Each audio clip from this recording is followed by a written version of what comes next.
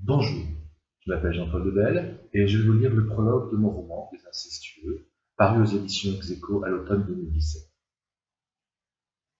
Louise regarde la bouteille. Que pourrait-elle faire de plus? L'ouvrir, lui souffle Lucifer, Bacchus et tous les autres. Ce serait tellement plus réaliste, plus convaincant, plus excitant aussi. Louise regarde la bouteille et lui sourit. Une belle bouteille, en vérité, achetée le matin même au caviste du coin, un amateur, qui lui avait conseillé un aberlour de 12 ans d'âge. Un bon compromis, avait-il dit, pour une débutante, en insistant sur le féminin. Elle n'avait rien répondu. 19 années d'abstinence, forcément. Il ne pouvait pas savoir. Louise regarde la bouteille, et la bouteille regarde Louise. Elles se toisent, elles se connaissent, elles se sont déjà affrontées et successivement vaincues. La dernière fois, c'était il y a 19 ans. Aujourd'hui, c'est la belle. C'est Louise qui a décidé de ce dernier combat, comme un défi, à cette histoire qui se répète. Elle sait pourquoi elle a bu. Elle sait pourquoi elle a arrêté. Elle sait ce qui la ferait recommencer si elle ne prenait garde. Les confidences de Lucille l'avaient plongée dans un marécage de souvenirs glauques. Et de quatre. Ce n'était pas un hasard. Cela ne pouvait pas être un hasard. Il fallait comprendre, refuser la thèse du fatalisme, ou pire encore, de la coïncidence. Louise regarde la bouteille posée en évidence sur le coin droit du bureau, à portée de main.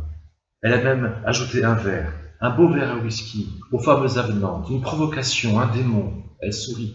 Dans Tintin au Tibet, Milou finit par céder à son démon rouge, au grand désespoir de l'ange bleu de la raison, après une courte bagarre intérieure. C'est bon ça, l'alcool, ça donne du cœur au ventre. Mais elle lui en prend, évidemment. Cela se termine mal, et la morale est sauve. Elle résistera. Du cœur au ventre pourtant, elle en aura besoin. Elle avait choisi, 19 ans auparavant, de passer à autre chose, de faire comme si. Il lui faut aujourd'hui replonger dans la réalité, affronter sa propre histoire, comprendre ce qu'elle en sait, découvrir ce qu'elle ignore. L'alcool avait été le prix du silence, l'abstinence, celui de l'oubli. Puisque l'oubli s'efface, reste le cri. Il faut qu'elle parle. On ne l'écoutera pas, on ne la croira pas. Elle est celle qui jure dans les paysages ordonnés de la légende familiale, le mouton noir, la brebis galeuse, la tache, la honte. Elle avait fini par y croire elle-même. Elle s'était longtemps sentie coupable. Elle était coupable d'être partie, d'être revenue. 7 ans d'abstinence et revenir trop tard. C'était il y a 40 ans, septembre 1969. Elle revenait de l'île de White, où elle avait vécu 3 jours de folie. Elle y avait couché à même le sol dans des duvets d'emprunt.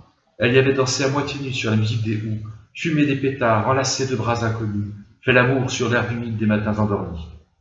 Elle s'y était sentie libre comme jamais. Elle ne regrettait rien, et surtout pas d'être partie 7 ans plus tôt. L'affût, les foyers, l'internat, tout pour ne pas revenir. Elle était battue pour devenir institutrice. Elle était fière. Sa première rentrée. Elle allait pouvoir reprendre son fils, placé en famille d'accueil depuis bientôt 6 ans, s'occuper de lui, enfin, une renaissance. Elle se demanda encore ce qui avait bien pu pousser sa mère à la supplier de revenir. Il faut que tu rentres, vite, tu dois savoir, maman. Mais elle était rentrée, trop tard. 1 heure trop tard. Elle était déjà morte. 40 années plus tard, cette heure manquée lui manque encore. Il n'y avait là que son père et son frère, Philippe, restés réviser ses examens. Les autres étaient partis faire le tour du lac, une tradition familiale. Il était bien sûr hors de question que quiconque apprenne que Gabrielle de Richebourg s'était suicidée. Ils jurèrent de se taire. Pour tous, elle sera morte d'une crise cardiaque. Le mot même disparut du vocabulaire familial. La vie reprit son cours, le deuil passé, sans un mot, sans que jamais ne soient évoquées les raisons de sa si longue absence. Louise avait encaissé. Mal. Comment avait-elle pu être si égoïste? La culpabilité fit son œuvre, la rumeur aussi, et le silence. 20 ans d'alcool et autant d'abstinence plus tard, elle se retrouve au point de départ, à l'origine de son monde à elle, et sans doute de sa famille. Aujourd'hui, il faut qu'elle parle, ou plutôt qu'elle écrive, puisque c'est ainsi qu'elle s'exprime. C'est ça, ou le whisky. Elle sourit une dernière fois à la bouteille et fixe le clavier. Merci.